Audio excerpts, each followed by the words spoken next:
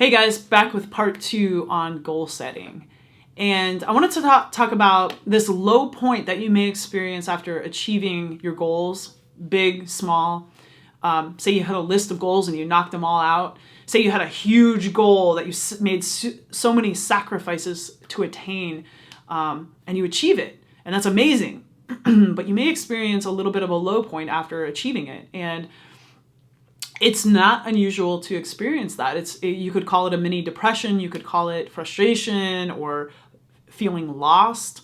But whatever you want to call it, there's a contrast now in the experience. So, if I'm working toward a goal right now, I'm motivated, every day because of my why, my passionate why. That's getting me out of bed, getting me out on my runs every day, helping me to choose healthy, nutritious food within my macro range over running, to fast food or whatever. So I have this big passionate why for my goals, right? And so then as I'm attaining my goals, and I attain all of them eventually, I then hit a point where I go, well, now what? Like I've achieved everything I set out to achieve. And there's something that's called goal achievement depression. And basically what it means is you put all your focus on this thing. We'll say one goal, one big goal for a long time. It could be months, it could be years, and you achieve it. And it was something you worked really, really hard for. And once you've achieved it, there's nothing left to achieve. You didn't set any other goals for yourself. And you hit this low point. And now you don't know what to do. And this is what I recommend before ever having to experience that, because it can be very painful. It can be very emotionally exhausting to have to deal with that low point and that post-achievement depression. First of all, you got to get out that life wheel and you have to take the big snapshot of your life and understand first and foremost that we are human beings. As long as you're alive, you are going to be growing, you're going to be changing as you're making progress, which hopefully that's what your intentions are every day, is to make progress as a human being in all kinds of various ways. You understand that this never ends.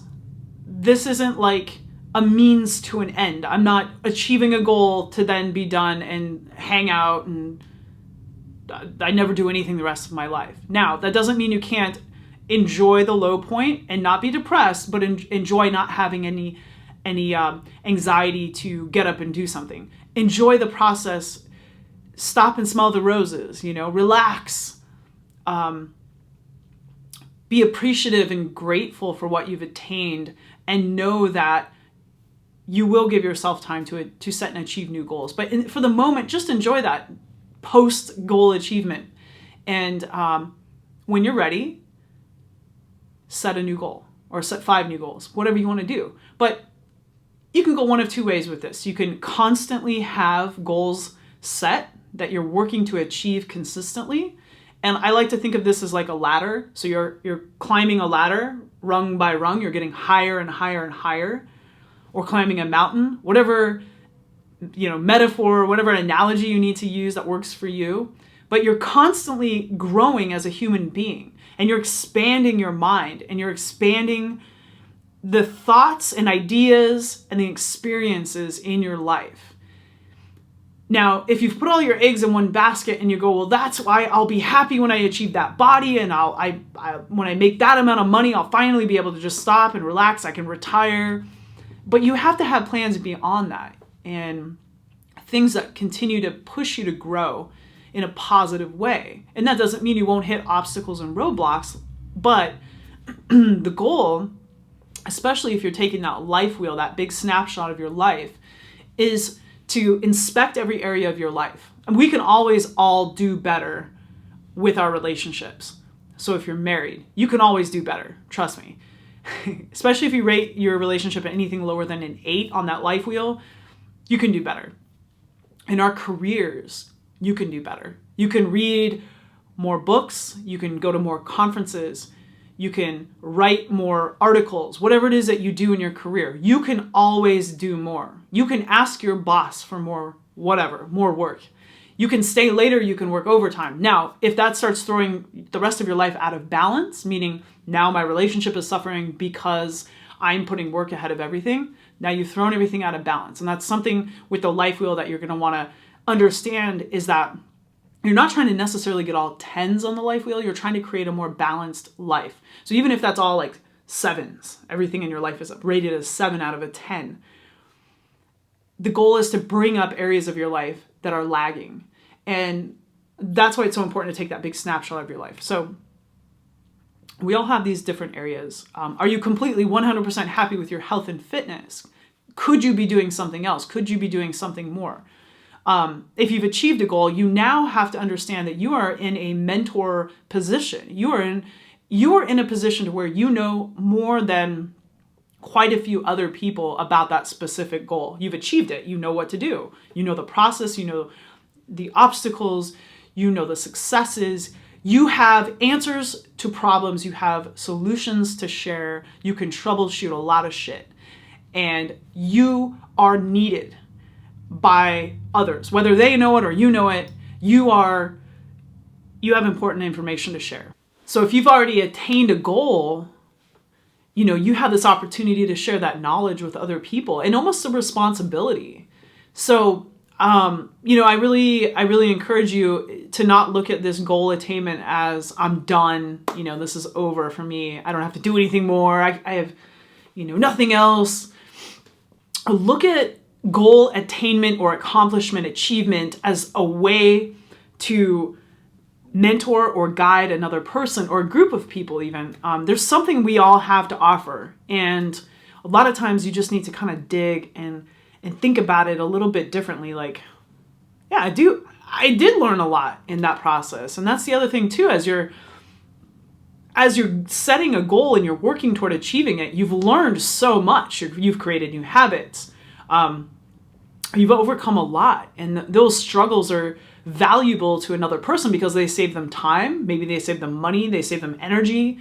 If you think about it in sort of this, in this helpful way, this altruistic way, you have the potential to really help a lot of people with this information. So along the lines of goal setting and helping, this would be a way to consider, what it is that you can offer. And I think that when you look at different areas of your life, the struggle or the difficulty that a lot of people run into is they don't realize that they have to continue setting bigger and bigger goals. And striving to be a great human being, somebody who contributes to the world, somebody who cares about their health, who cares about other people, you take on a lot of responsibility. And the average person doesn't want that responsibility. The average person, statistically speaking, wants to watch TV.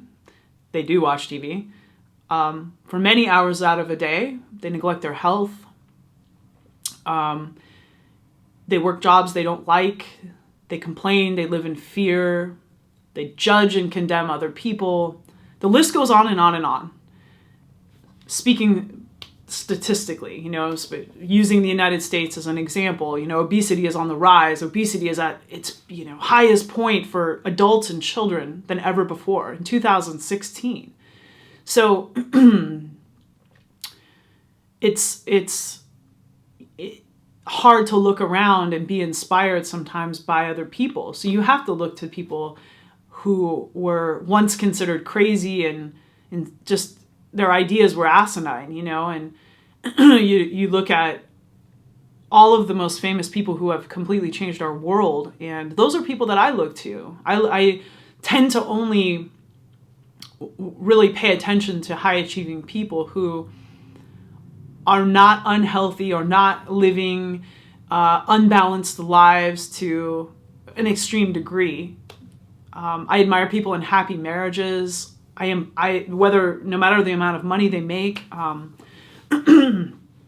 So I encourage you to kind of find these mentorish people, whether you'll ever meet them or not, whether they're dead or alive. Find these people who did great things, who did scary things that revolutionized our world, and take note, read their biographies. Follow them online if they're, sharing material online. Read their articles, watch their YouTube videos, get this information because it's so valuable to your life and so valuable to the ideas and the inspiration that you could then create and share with the world. And I think a big part of contribution is coming out of ourselves and doing things that we don't necessarily feel good about doing or want to do, meaning they scare us. When my why for starting my personal training business in 2004 was because I wanted to share my knowledge with people, and I wanted to help show people there's a better way than not moving your body and sitting on the couch all day and eating garbage. It's like, no, you can literally do anything you want to do if your health is there, if your health is intact, if you're strong, if you're capable, if you are mindful of your body, if you take good care of your mind, where you're reading good books, you're not watching the news and getting terrorized by this horrible information that's shoved down our throats every day.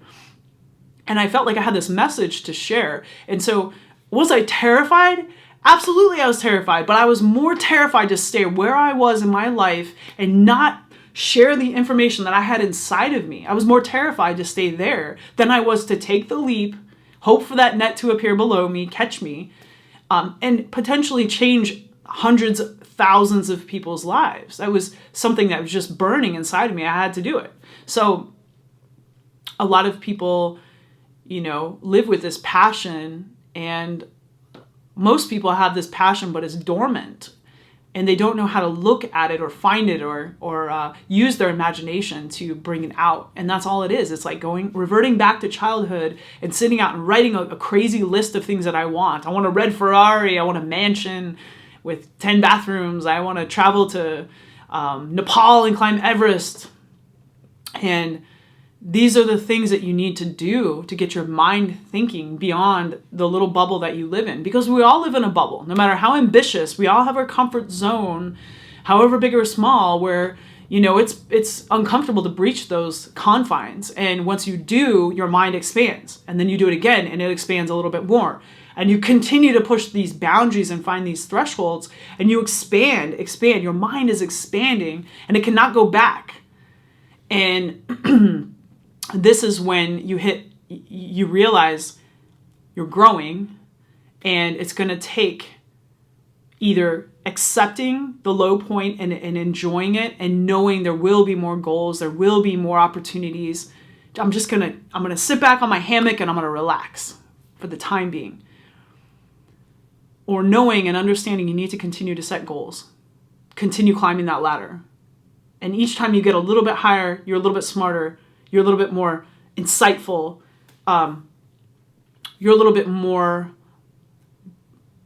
able to help people.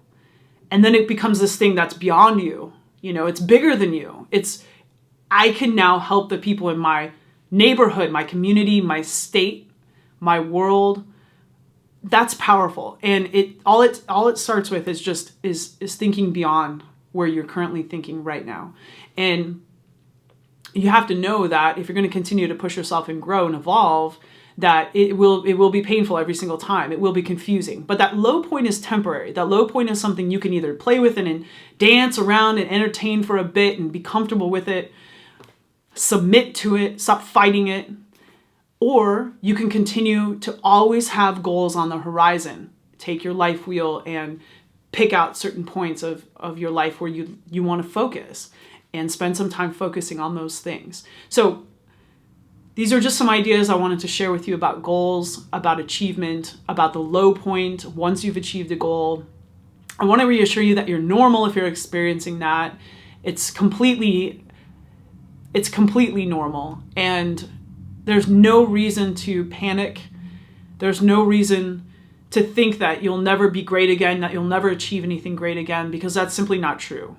You will do big things, but you need to understand that growth is forever. As long as we're alive, if we're not growing, we're dying in some way.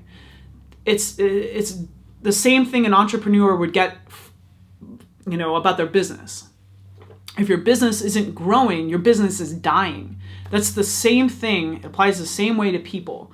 So read more books, shut off the TV, get up, go outside. Being in nature is incredibly insightful. spend more time with your kids, go back to school, change careers, get out of the relationship you're in if it's not healthy, if it's not supporting you, stay single for a little bit, get to know yourself. Always throughout this process, do the best you can to be grateful for what you have. It's okay to struggle. It's okay to feel unsure. It's normal.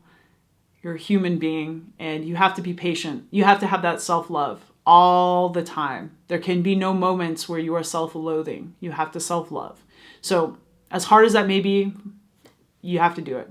And you have to slow things down a little bit to appreciate that, but it is possible. So thank you guys so much for watching. I hope you enjoyed this. If you did, please subscribe to the channel, like the video. I love talking about goals. It's one of my favorite subjects. I've had a lot of experience with success and setback with goals, and I'm always open to talking about it. So if you have questions, whether via YouTube or in person, please let me know, and I would love to indulge a conversation about goals. I'll see you guys soon.